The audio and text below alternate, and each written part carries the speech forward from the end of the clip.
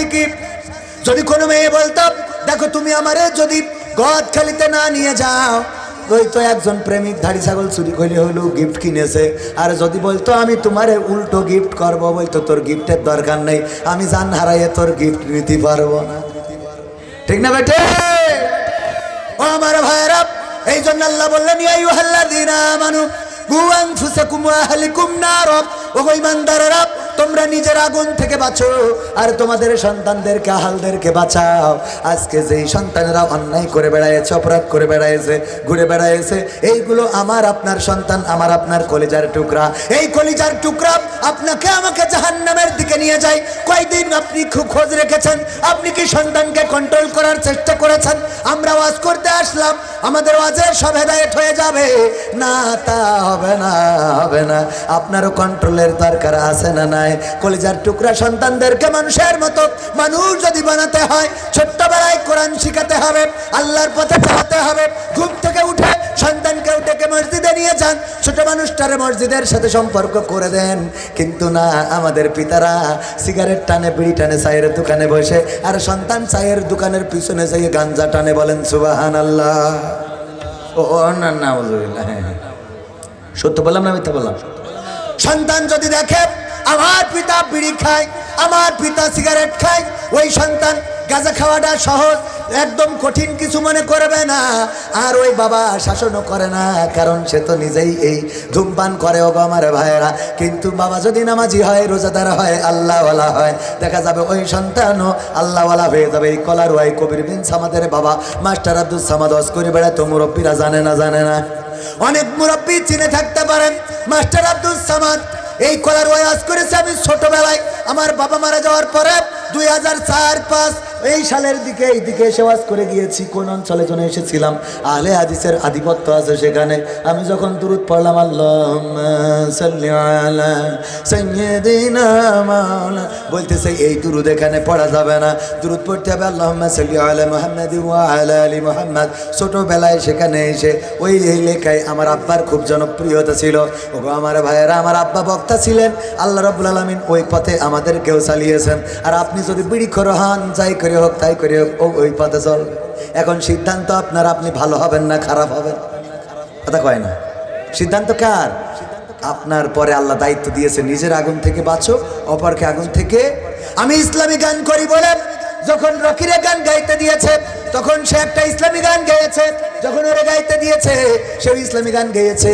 আর যদি আয়ুব বাচ্চুর সাথে কেউ আসতো, যদি আসিফের সাথে কেউ আসতো, তারা যদি গান গাইতে দিত, সে এসে বলতো আল্লাহ বলো, এই বলতো, ও পিয়া, ও পিয়া তুমি কোথায়, গাইতো না, গাইতো না, কথা কয় না?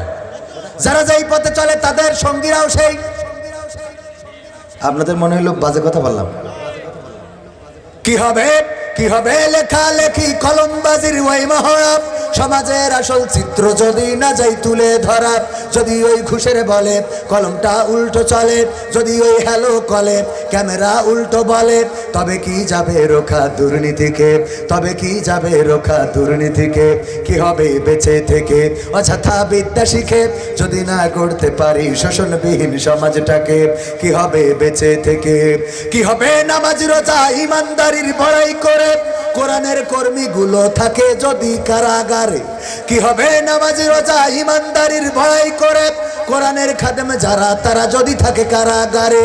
মসজিদের কোণে বসে জিকির যত করো কষে, মসজিদের কোণে বসে তাসবিহ যত টানো ঠেসে, এভাবে যায় না পাওয়া আল্লাহকে, এভাবে যায় না পাওয়া আল্লাহকে। কি হবে বেঁচে থেকে অযথা বিদ্যা শিখে, যদি না করতে পারি শোষণবিহীন সমাজটাকে? কি হবে বেঁচে থেকে? কি হবে আলেম হয়ে ইমাম সেজে মসজিদেতে, পারো যদি সত্য কথা উচ্চ স্বরে না বলিতে? ঠিক না বেঠে? আপনি আলেমে দিন, আপনি মুহাদ্দিস, আপনি মুফতি, আপনি মুফাসসির, কিন্তু হক কথা বাতিলের সামনে স্পষ্ট করে বলেন না, এমন আলেম ওলামা আছে না নাই? প্রমাণ কি দেব? প্রমাণ হলো শেখ হাসিনা যখন পালিয়ে গেল রে, তার সাথে বাইতুল মোকাররমের ইমাম ও খতিব পালিয়ে গেল। তুই তো মসজিদের ইমাম, শেখ হাসিনা চলে গেল, তুই পালালি কেন? তার মানে তুমিও 16 বছর দালালি করেছো, তেলবাজি করেছো, মসজিদের মিম্বারে বসে হক কথা বলো নাই, যার জন্য বুঝেছো হক যখন এসেছে বাতিল পালাতে হবে। এই জন্যে মসজিদের ইমাম খতিবরাও অনেকেই পালিয়ে গেছে, বলেন ঠিক কিনা? হক কথা বলতে হবে। সভাপতি বেতন দিতে পারে না, সভাপতি আপনার রিজিকের মালিক নাই। এমনকি মসজিদের সভাপতি, আমি এবার বলেছি, যেই মসজিদ থেকে আমাকে নামিয়ে দেওয়া হয়েছিল সেই মসজিদে আল্লাহ আবার আমার এখন সভাপতি বানাইছে। ওয়াতুইজ্জু মান তাশাউ ওয়া তুযিল্লু মান তাশা সিদ্ধান্ত কার? যেই মসজিদে ঢুকতে দেয় নাই সেই মসজিদের সভাপতি এখন কবির বিন সামাদ। ভাইরা আমার গো, কোনো ক্ষমতার বড়াই লড়াই দিয়ে নয়, বরং আমি বলেছিলাম এই মসজিদে এমন ইমাম হতে হবে, এমন সভাপতি হতে হবে, এমন দায়িত্বশীল হতে হবে যেই সভাপতি ইমামের অনুপস্থিতিতে ইমামতি করার যোগ্যতা রাখে, ইমাম যদি না থাকে সামনে দাঁড়াবার যোগ্যতা রাখে। কিন্তু অধিকাংশ মসজিদের সভাপতি সেক্রেটারি হলো এমন, যদি ইমাম চলে যায় আসর আর জহরটা মারতে পারবে, বাকি 3 ওয়াক্ত আর ওরা পড়াতে পারবে না। ঠিক না বেটে? আসর আর জহর পড়াতে পারবে, কারণ চুপচাপ থেকে একটা টাইম মেইনটেইন করে রুকু করলেই হইলো। ঠিক না বেটে? আর অন্য রাকাতে যেয়ে গো খবর হয়ে যায় একজন ভাইয়ের জামা গায়ে দিয়ে গিয়েছে বাজারে বাজার করার জন্য। মাগরিবের ওয়াক্তে ইমাম নাই, মুসাল্লিরা এসে বলছে হুজুর একটু আসেন, আমাদের মসজিদের ইমাম ছুটিতে, উনি আসতে চেয়েছিল আসে নাই, নামাজটা পড়াই দেন। বলছে ভাই আমার দিয়ে হবে না। না ভাই আসেন, আপনি এত বড় জোব্বা পড়া লোক, আসেন ভাই একটু নামাজটা পড়াই দেন। বলছে আমি পারি না। বলছে যারা পারে ওরা এই কথা বলে, আসেন একটু দয়া করে। জোর করে টেনে নিয়ে যেয়ে সামনে দাঁড় করাই দিয়েছে। ও একেবারে প্রথম রাকাতে সূরা ফাতিহার সাথে সূরা ইখলাস পড়ে সিজদায় যে চিন্তা করছে, আল্লাহ আমার জীবনের অর্জন তো সব এক রাতে মারিয়ে দেওয়া সারা। দ্বিতীয় রাকাতে এখন করবটা কি? সিজদায় দুশ্চিন্তায় আর মাথা উঠাইতে পারে না।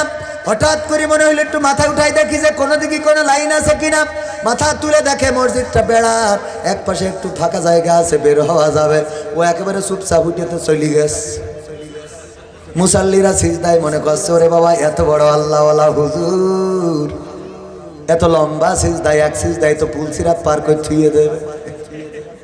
কিছু টিকটক মুসাল্লি থাকে ইয়াং পোলাপান, অনেক লম্বা সিজদা দেখে পিছন থেকে উঠে মনে করে এত বড় হুজুর, কই হুজুর একটু তাকায় দেখি সিজদাতে উঠে দেখে কই হুজুরই তো নেই, হুজুর তো নেই। ওরা উঠে কয় হুজুর কনে গেল, কনে গেল সেটা পরে হবে, যার সেই নামাজ আদায় করো, নামাজ শেষ করে হুজুর রে খোঁজো। হুজুর কেন এমন বেকায়দায় ফেলাই রেখে গেল? দেখে হুজুর মাছের বাজারে মাছ কিনতেছে, যেই ডাকতেছে যে আসেন এই আব্দুল মাজিদ এইদিকে আসেন, কি ব্যাপার নামাজে আপনি এই কাজ করলেন কেন? বলছে আমি কতবার করি, বললাম আমি পারি না।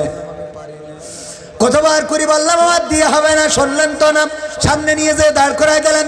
বলছে দাঁড় করাইছি ভালো কথা, দাঁড়িয়ে যখন গেছেন অন্তত সিজদারটা তো তুলে থুয়ে আসবেন। তাও বলতাম আপনি চলে গেছেন, এখন আমাদের দায়িত্ব পালন করতে হবে, কিন্তু সিজদায় ফেলে কেন চলে আসলেন? বলছে আমি পারি না, তা করবো কি? বলছে পারেন না তাই এত বড় লম্বা জুব্বা গায়ে কেন? বলছে এই কথা বললি তো আগেই তো ভালো ছিল, আমার ভাইয়ের জামা ভাই ইমামতি করে, আমি আজকে ভাইয়ের জামা গাইতে বাজারে আইছি, কারণ আমার কাপড় কেচে দিয়েছে এখনো শুকায় নাই, বাড়িতেও বাজার নাই, এই জন্য তাড়াতাড়ি করে আসতে যেয়ে আমার বউ বলল তাইলে তোমার ভাইয়ের জামাটা গাইতে যাও। আমার ইমাম ভাইয়ের জামা গাইতে আইছি, আসলে আমি হুজুর না হুজুর ওইটা। কথা কি বোঝা গেছে? আমাদের